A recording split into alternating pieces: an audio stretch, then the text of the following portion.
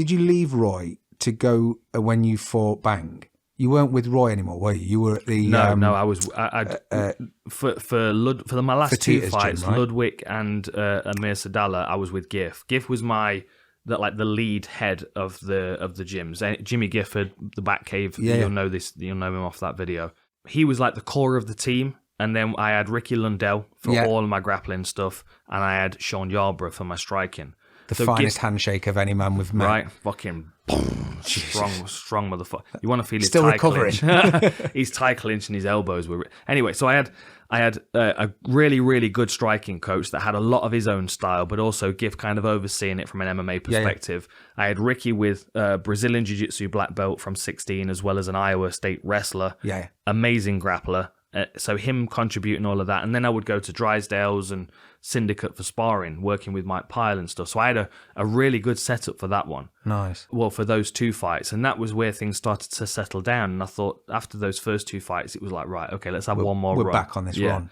So, but like with Ludwig, going back to the game plan thing, that was all revolving around one particular opening that I'd seen that I was banking on, which could or couldn't have happened. Yeah. It was the feint to open up the left hook. Yeah. Because if you watch the Jonathan Goulet fight, as Goulet moves forward, he just goes, and it comes straight out from here. Yeah. Catches him. But Goulet did all the momentum, didn't he? Yeah, he was moving the motor. Ran onto it. Yeah. Face planted after it. Because didn't he have like a bowling ball hairspray? He did have something going on, didn't he? Yeah. And then like once that was done, Hold on. Your whole game plan for knocking out Bang with essentially his own punch was from the fastest knockout in the UFC at that time. Yeah. Fucking hell. Because, I'd seen him use that punch a few times, but that was the best example of it because he nails him clean with it. And there's no big twist, there's no draw up to it. It's as you're moving forward, he just goes, boom, and you catch it and knocks him out. Yeah. So I knew that if I was throwing my jab, that he was going to be trying to counter me with that punch. And he caught me with it in the first minute of the fight. I remember. Rung my bell, grabbed him, and I ran him to the fence. Yeah. And that's when my head started to clear. But that was my goal for that fight. That I planned on landing that particular technique, which is why it's my favorite performance. Even though Ludwig's one of my favorite fighters, it was bittersweet in that regard. But I knew that I could create that opening with my jab. But then in the Sadala fight, because that was in Nottingham, and there was like pressure because of that, and I was fighting a guy who I really should beat. I knew I was matched against someone that I should beat. My game plan with that one was to keep my calm the first round and get 3 different takedowns. Yeah. Like my game plan was 3 different takedowns. I got a body lock takedown, I got a level change under a combination takedown, and there was another one. 3 different takedowns was my goal. Was that more for someone like Shelby to show him I'm ready for whoever? Was that a justification for your being kept on for a start, and also because Bang at the time, he'd had some wins and losses, but he wasn't GSP, he wasn't Condit. And obviously, like you say, Sadala, you should have beaten him, and I think you put him into retirement, didn't you? We haven't seen him since. I think he might have had one more after me. I think he might have had one more. Well, not many if he did. Yeah. But then, so was that justification for yourself, or was that almost a curtain call? Because I know it wasn't the end, but obviously it was Nottingham. It was massive. The event was amazing. But was it more that for someone else to see that you've still got what you need to have, or was it a justification in your own brain because you found you seemed more settled, especially with GIF and everyone? And it's almost like that when you find it, you sit back and think, "Fucking hell, why didn't I do this so many years ago?" Yeah.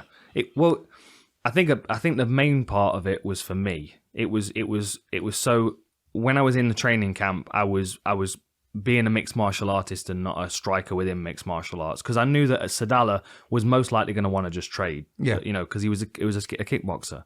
So I thought to myself, if I work a lot with Ricky Lundell, we did a lot of stuff that I wasn't able to use in the fight, which is disappointing. But loads of like good cage control stuff and like wrapping and tying him up to make him vulnerable for strikes.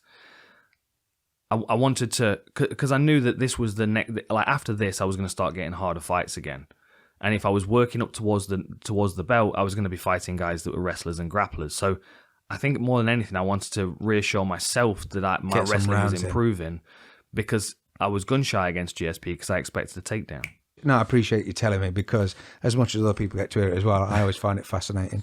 You can see changes in people and you feel like you know psychologically, but essentially I'm not a fighter. I'm never going to experience the pop of the crowd, walking into a cage, getting Vaseline, any of that bit. So it's difficult because when you see people change, it's hard to think what should they do or what. And also there's many reasons why people change. Or like with your Covington and stuff, when you get a loss, some people react to a loss really well.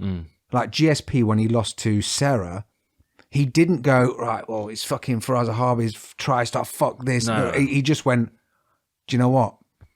I overlooked this motherfucker. Yeah. He's been around forever. He was on The Ultimate Fighter on The Comeback. You're not going to beat me. I'm GSP. See, I don't think he did. I think it was actually the pressure that got to him. Do you think? I think it was the fact that he should win it.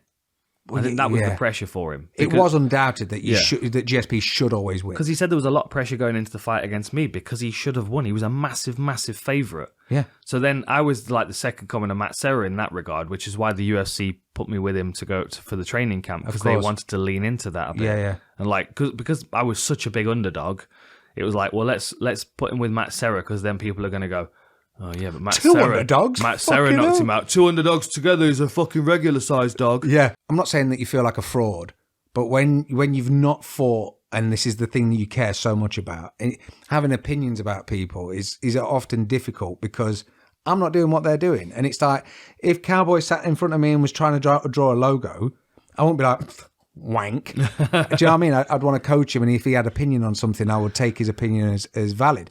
But it's difficult when they put themselves out there in such a thing that is so black and white, and you can go from being the flavour of the month to then, like we said, like with Chuck, he slipped down that hill so fast. Yeah, he did.